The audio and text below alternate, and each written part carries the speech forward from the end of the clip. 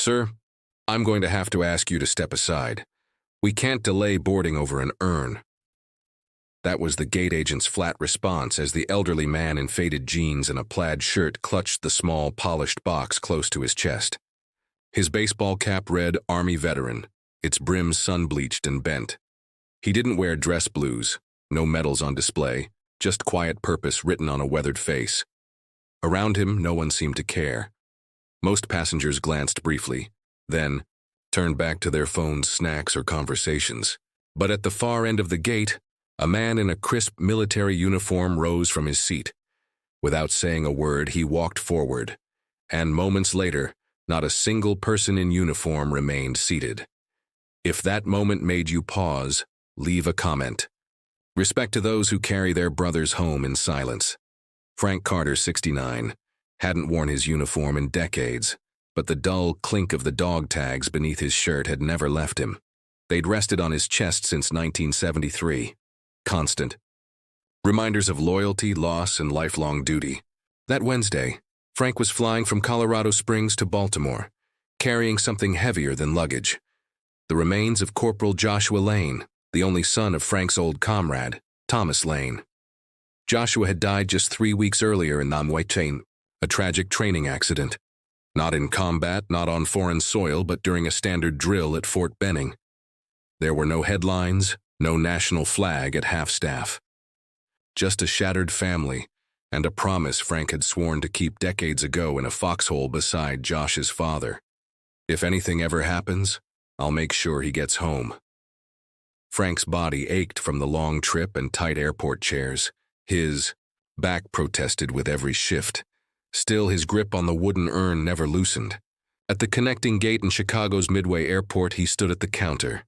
"I just need to be sure this boards early," he said gently, eyes fixed on the young woman behind the desk. "It's a fallen Marine."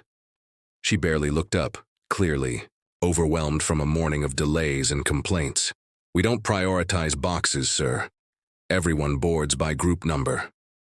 Her voice wasn't harsh, but it held no warmth either. Frank's shoulders straightened. "He's a Marine," he said again, softer this time.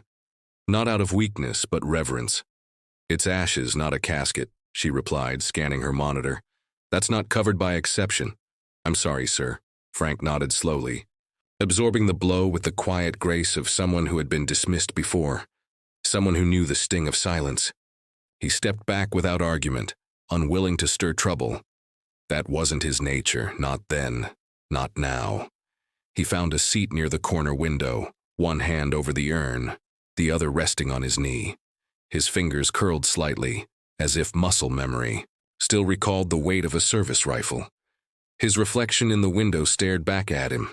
Tired, yes, but vigilant.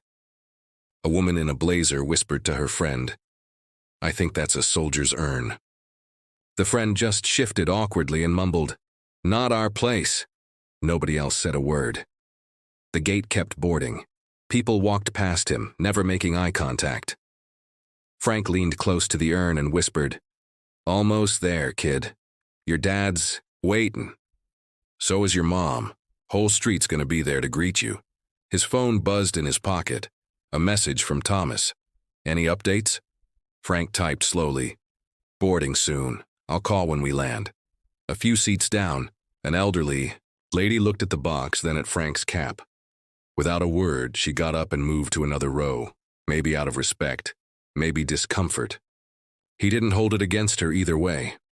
At the other end of the waiting area, a tall man in full-dress blues adjusted his cover. Lieutenant General David Rames, recently retired after 3 decades in the Air Force, had been watching. Though his active duty days were over, he hadn't lost the instinct to observe. He could spot tension in a room like a radar, and he felt it now. It wasn't loud, wasn't obvious, but it was there. In how people looked away, how they failed to notice a man carrying the weight of loss in a box. Rames rose. No hesitation. No words needed. His steps were crisp, his presence commanding. He walked directly to Frank. "Corporal Lane?" he asked, voice calm, private. Frank looked up, surprised. "Yes, sir. Friend of the family. I served with his father. Vietnam, 1st Infantry." Rames nodded. His eyes dipped briefly to the chain peeking from Frank's collar. Then he's not traveling alone. He's got family here. Without waiting, Rames turned toward the gate. "Ma'am," he said firmly to the agent, "we need to talk."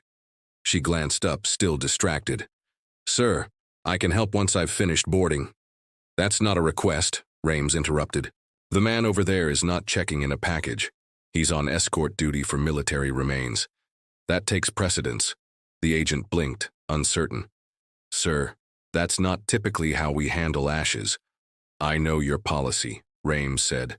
Still calm, still composed. Section 7, Article 4B. Dignified handling for military remains, regardless of form. I suggest you pull it up. Passengers nearby quieted. The agent's fingers flew across the keyboard. She paused. Then her expression shifted. I didn't. No. Rames didn't answer. Instead, he turned and scanned the terminal. Uniforms. Everywhere. Scattered through the concourse were service members, young and old, a few National Guard soldiers, an Air Force cadet with a backpack, a Navy officer, some seated, some walking. All watching now, Rames stepped forward and without raising his voice spoke a single word. Attention. The sound wasn't loud, but it resonated. A ripple moved through the terminal. Boots stopped mid-stride. Coffee cups were lowered. Conversations ended. One by one, every person in uniform stood. Then they moved, forming two clean rows, shoulder to shoulder, between Frank and the gate. A silent corridor. An honor guard formed not by assignment, but by instinct. Before we continue the story, if you're new here, please consider subscribing to our channel. It really helps us keep making stories like this. Frank sat motionless for a second, unsure if what was happening was real. The gate area, just moments ago a blur of business trips and carry-ons, now felt sacred. He gripped the urn tighter against his chest, overwhelmed. For years, he had tried to avoid recognition. He hadn't worn his medals, hadn't spoken much about his time in the jungle. But now, dozens of strangers in uniform, and many not, stood in solemn unity. General Rames walked back to Frank and extended his hand. "Mr. Carter, would you allow us the honor of walking Corporal Lane to his flight?" Frank shook his head slightly, still stunned. "I'm not sure I deserve this. I'm just doing what I said I'd do." Rames placed a hand on Frank's shoulder. "Keeping your word is the most honorable thing a man can do. That's not just anything. That's everything." The gate agent, now fully understanding the gravity of the moment, had already informed the captain and flight crew. The boarding process halted. Overhead announcements fell silent. Rames gestured toward the makeshift corridor formed by the service members. "Let's bring him home," he said quietly. Frank rose to his feet. His knees trembled, but not from age. It was the weight of emotion, the surreal intensity of it. He stepped into the path between uniforms. As he walked, the service members raised their hands in salute, one by one, a silent wave of respect that followed him to the gate. There was no music, no grand gestures, just a line of boots, upright posture, and the barely audible clicking of polished heels. Behind the rows of uniforms, civilians paused too. Phones came up to record, but many just watched, faces solemn. A child asked her mother what was happening. A teacher crouched beside her students, whispering about honor and service. A businessman quietly removed his hat. As Frank neared the jet bridge, a flight attendant stepped out. "Mr. Carter?" she asked, her voice soft but certain. "Captain Walker would like to greet you personally." The pilot stood just outside the entrance to the aircraft. He was young, maybe mid-40s, but his posture suggested military roots. "Sir," he said, shaking Frank's hand, "you and your brother are welcome aboard. We don't let heroes board unnoticed." Frank gave a sheepish smile. "I'm no hero." The pilot didn't flinch. "You brought one home. That's hero. Enough for us." Inside the cabin, passengers had already been informed. The usual shuffle of bags, seat assignments, and overhead bin chaos had paused. The flight attendant's voice came over the intercom. "Ladies and gentlemen, today we are honored to carry the remains of Corporal Joshua Lane, accompanied by his escort. We ask you to join us in a moment of quiet reflection. The cabin went still. Heads bowed. A few eyes welled up. The same businessman who had rolled his eyes earlier now sat with hands clasped, eyes closed. A young woman pressed a tissue to her cheek. A college kid near the rear of the plane held his cap to his chest. After the moment passed, soft applause broke out. Not the casual clapping that follows a landing, but something deeper. A communal acknowledgement of sacrifice, of love, of loss. Frank took his seat and rested the urn in his lap. He looked out the window but saw nothing. His mind was elsewhere, with the promise made under a gray sky in Vietnam, and with the promise fulfilled on a tarmac half a world away. Flight attendants quietly checked on him. "Can I get you anything?" one asked. He declined gently, but a first-class passenger sent back his drink anyway. "For the gentleman with the Marine." Small notes came too. "Thank you for your service. For both of you." One simply read, "You are seen." Frank didn't need recognition. He didn't want it. But in that moment, he knew it wasn't about him. It was about Joshua. About Thomas. About every name etched on black granite walls and memorial stones, and those whose names would never be famous, but deserved to be remembered all the same. When they landed in Baltimore, the crew asked everyone to remain seated. Frank was escorted to the front of the plane. As he stepped onto the jetway, another honor formation waited. Airport staff, ground crew, local military volunteers. A woman from the airline handed him a small envelope. Inside was a card embossed with an American flag. No signature, just one line in careful handwriting. "To the man who kept his word, from a grateful nation." Frank tucked it next to a photo of Joshua in his graduation uniform. It had been taken only weeks before. The accident. He hadn't looked old enough to shave, but he'd signed up, he'd raised his hand. And now he was home. In the arrival area, Frank finally saw them. Thomas Lane in a wheelchair, face drawn with grief, his wife beside him. They didn't run, they didn't cry out, they just stood, waiting. Behind them stood a cluster of neighbors and friends, many waving small flags. Frank and Thomas locked eyes. There were no tears in that exchange, no dramatic words, just a long look between two men who had walked through war and through grief, and now stood on the other side of a promise. 1 week later, a video went viral. Stranger escorted a fallen Marine until he wasn't alone anymore. Passengers had recorded it from their phones. It captured the silence, the salute, the walk, and the quiet man at the center of it all. The video swept across the internet like wildfire. Thousands of comments poured in. "This is what respect looks like. My father served. Thank you for showing him the honor we all wish for." Some simply read, "No soldier forgotten." News outlets picked up the story. Veterans groups reposted it with hashtags like Non-Honor Guard and Honor Promise Kept. The story of Frank Carter escorting Corporal Joshua Lane home became a quiet but powerful reminder of the dignity our servicemen and women deserve, not just in life, but long after. The airline, after seeing the footage and facing the outpouring of public emotion, did more than issue a generic apology. They launched a new policy within days.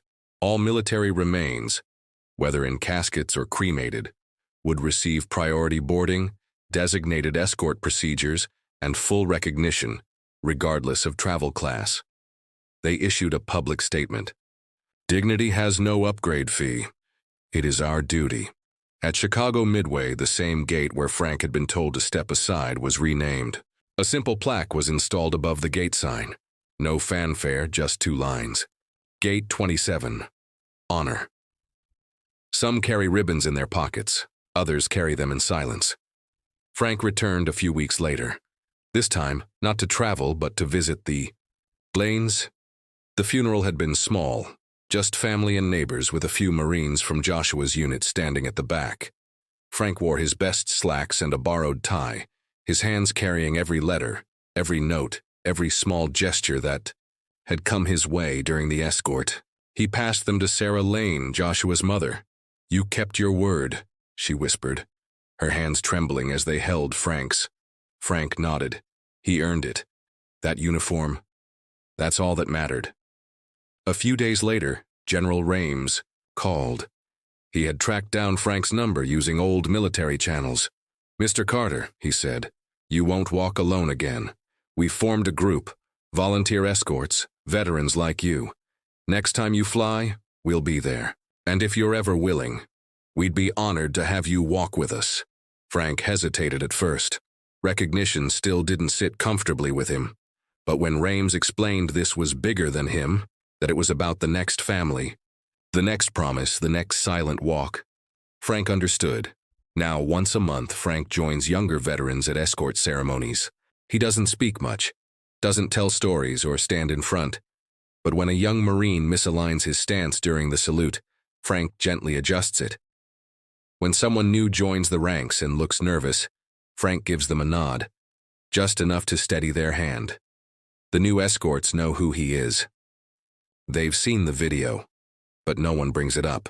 They understand the weight he carried, and they understand something deeper. Respect isn't loud. It doesn't have to be spoken. It's in the way you walk beside someone, even when no one is watching. On the one-year anniversary of Joshua's return home, Frank visited the gravesite alone. He brought no flowers, no flags, just himself. He stood in silence, his cap tucked under his arm, the same way he had once stood for a final roll call in the jungle 5 decades ago. He noticed something that made him pause. Footprints, multiple sets, fresh impressions in the damp soil. Others had been there, maybe family, maybe fellow Marines, maybe strangers who had seen the story online and decided to pay their respects. But someone had come. Someone had remembered. And that to Frank meant everything. Because in the end, that's what he feared most, and that Joshua would be forgotten, that the young man's name would fade with time. But here, on a quiet hill just outside Baltimore, were the signs that someone else had stood right where Frank stood now, remembering. As he turned to leave, Frank noticed a young man in army greens approaching a nearby grave. They didn't speak, but as their eyes met, the young man gave a crisp, respectful nod. Frank returned the gesture. That was enough. The mission continues. If you enjoyed this story, please subscribe to our channel and let us know your favorite moment in the comments.